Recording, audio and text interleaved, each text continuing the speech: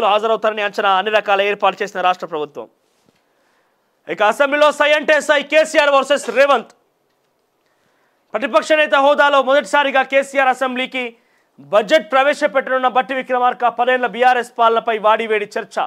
కాళేశ్వరంపై vigilance enquiry report ప్రవేశపెట్టే అవకాశం తన్నుకోవాలంటే parade ground ఇప్పిస్తా అని బండి సంజయ్. నీకు దమ్ము లేదు, నువ్వు రావు కొట్లాటకి, కత్తులు తిప్పి ఉద్యమాలు చేస్తా, నేను కవితను అరెస్ట్ చేస్తా, మంచం రెడీగా ఉన్నది, కంచం రెడీగా ఉన్నది, కేసీఆర్ చిట్టా రెడీగా ఉన్నది, మొత్తం తీసుకపోయి బొక్కలేస్తా అన్నావు కదా, మరి నువ్వు యుద్ధానికి రావా?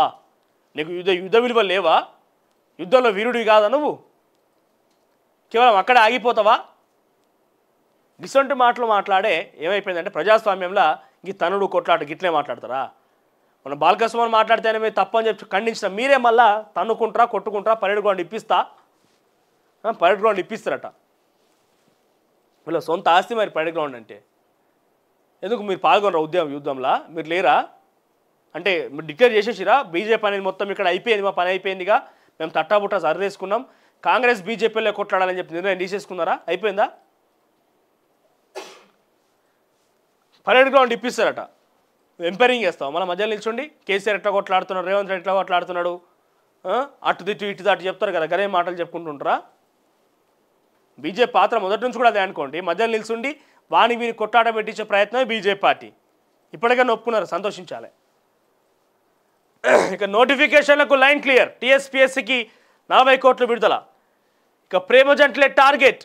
బెదిరించి దోపిడీ చేస్తున్న ముఠా 6 సభ్యులపై సైకో గ్యాంగ్ అరెస్ట్.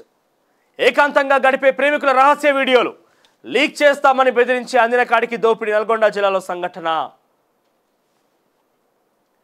ఇక కిషన్ రెడ్డి ముంచేశాడు బీజేపీకి బాబుమోహన్ బై. పార్టీ ప్రాథమిక సభ్యత్వానికి రాజీనామా, పార్టీ అధ్యక్షుడు వలెనని వెల్లడి. పొమ్మన లేక పొగ పెడుతున్నారని ఫైర్.